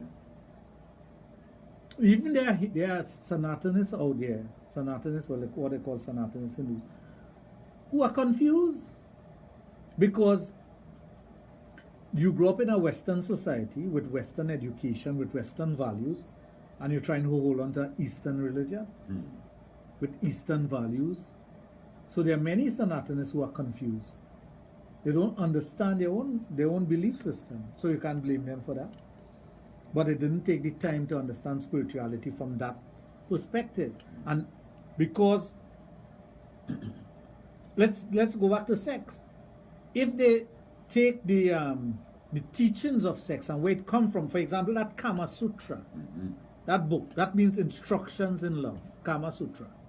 A sutra is instructions. So, and Kama is love. So, love instructions. Where did it come from? The moment I opened the book, I said, who wrote this book? So Richard Burton transcribed it. Yeah, good. So, but the book came from God. Well, good. So he did the transcription. But I said, well, what did he transcribe it from? What did exactly, it had to come from somewhere. Yeah. Well, I am telling you where it came from. And a true Sanatanist will know that. Lord Shiva, who is God of gods, who is everything, he's the creator of the universe in Hindu philosophy and whatnot, was imparting that knowledge onto his wife. And his mode of transportation is a bull, Nandi. And Nandi the bull heard what he was saying and he told it to man. That's where it came from. So it's not something of today. It's something from the beginning of time. It's the creation of time, and the only place that has time is Earth. That's where it came from. But how many Sanatanist Hindus know that? Because they will know it now because they're hearing on the program. Like you said, love instructions. You know, when I but Kama Sutra have nothing to do with positions and you know. No.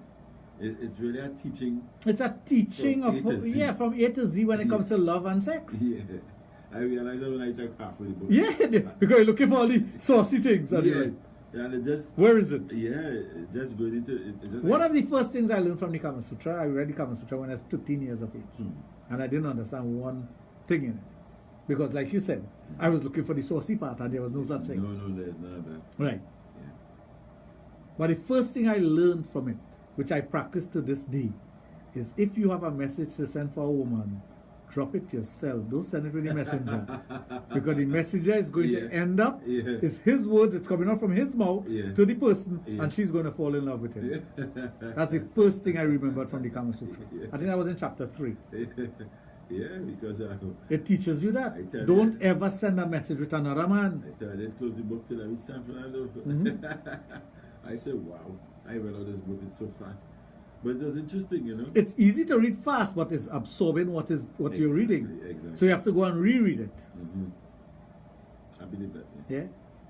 You have to reread it to get the essence of it. Yeah. And then you have to apply it to you. Yeah. I think a lot of people should take a look at that. You know, seeing that we are so mixed up here in Trinidad. You know, I think any book, honestly, I think any teaching that helps you to expand your knowledge base, that strengthens you as an individual, you should read it. I read all kind of books. I am not limited to what I read. I am not limited to anything. If you bring a Christian book, I will read it. It doesn't matter to me, or it shouldn't even use the word Christian book, because I will read anything. I will extract knowledge from anything. I strongly believe there's information out there that you have to seek. And once you seek the information in the right place, you're going to get the information, and you could apply it to your life. You could apply it to you. But I'm strongly rooted in my belief system, and nothing will sway me or change me from that. And I also believe you have to be weak to be converted or changed. That, you know, the question was asked by Aisha a month ago about Hindus and being a Hindu and being born a Hindu. You're born a Hindu, you remain a Hindu, you're supposed to remain a Hindu, you're a Hindu. But I cannot come to you and say, Magdadi, you know, you like Hindu things and you like reading about it, I think, so let me convert you, because there's no conversion. We cannot convert. So if a Hindu come and tell you, yeah, I'll convert you to a Hindu, there's no such thing. No, I don't believe that. No, you cannot convert. You could accept the teachings of it and that's it. So it's the same thing as reading something, but if somebody comes to me and says, I want to convert you to something else, I have to be weak to do that. If I'm strong in my conviction, if I'm strong in my belief, I will not convert. Conversion can only come across if you're weak. And I dare anybody to tell me otherwise. Conversion, not strength, you know. No strength will make you convert. Weakness make you do that. But that debate could go on and on. But what I'm saying is that we're dealing with things of a sexual nature. We deal with humanity. We deal with people and their behavior in different countries and different places. Even Trinidad. Trinidad, behavior of sex in the West is different from the East, different from the South, different from Central. But there's a thread that runs through it all, which is sex. But how it's done, some places they might hide to do it. Some places they would be, you might like somebody, but you'll be afraid to tell them you like them because of the consequences of it. So it all depends on where you are. Correct? Yeah. So even in Trinidad, you have a mixture of it. Yeah. The behavior and whatnot. But it's how you apply yourself to whatever situation you find yourself in. I remember the first time I went to Jamaica, which is my favorite island in the Caribbean is Jamaica. I was 14 years of age. And every night I had a different girl going out with. And the man who was in charge called me and he said, you come here. He said, what do you just do so? How come I have a different girl coming here to check you? I said, well, last time I went out with her and I met this one. And see, well, me and my cousin. It wasn't me alone, me and my cousin. But we were making friends. The one things that are changing, most people tend to say is the era that we're in, the social media. You see a different kind of behavioral pattern that has been blown up. I know back in the days, long ago, we'd be going to catch birds. I would see a couple in the bush, you know. The same thing used to be happening, but there was no like social media. So what I'm trying to ask you, you think that sort of behavioral pattern is something that people will always likely to be? There is nothing new in sex. Yesterday I was listening to a program right on this station. I can't remember which one I programmed, but they were talking about violence. Oh, yesterday morning. I listened to Power and to all of it. And they were talking about violence in Trinidad and Tobago. But is violence more, or is it being shown more because of social media? No, that's the same point. Now, let me explain this to you. Yeah. I grew up in a place called Grandy. Our store, we had a small store called Ramnanan Bargain Store, opposite Kunapo Southern Main Road. Directly opposite us, there was a rum shop called Uncle Samba. Every single week there was chop in there. Every single week there would be a chop in there. Boxer, this one, That one, well, I remember everybody know boxer from Grandy. Chop in, left, right, and center. And you know why I used to know they was chopping? They used to run in our store and pick up a cutlass and go and chop somebody. Until one day my mother picked up the whole box of cutlass and threw it over a showcase. And asked her to pick up that. No, she can't do it. Because boxer was running to pick up a cutlass. But there was violence all the time. But it wasn't highlighted. Now it is highlighted. Same thing with sex. There was sex all the time. People will go in the bush and do their thing. People will do it in their car. A man will pick up a woman and just look for a thing. So some people say, boy, you know, it's a young generation. No, we all did it. It's just now it's highlighted more.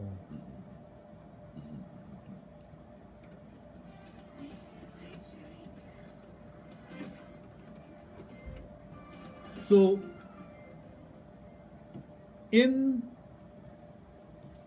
throughout history, the population of a place may have been less, so you hear less incidents of these things. The media may have been different, so you would not hear, or it would not be projected as it is projected now. Correct? Yeah.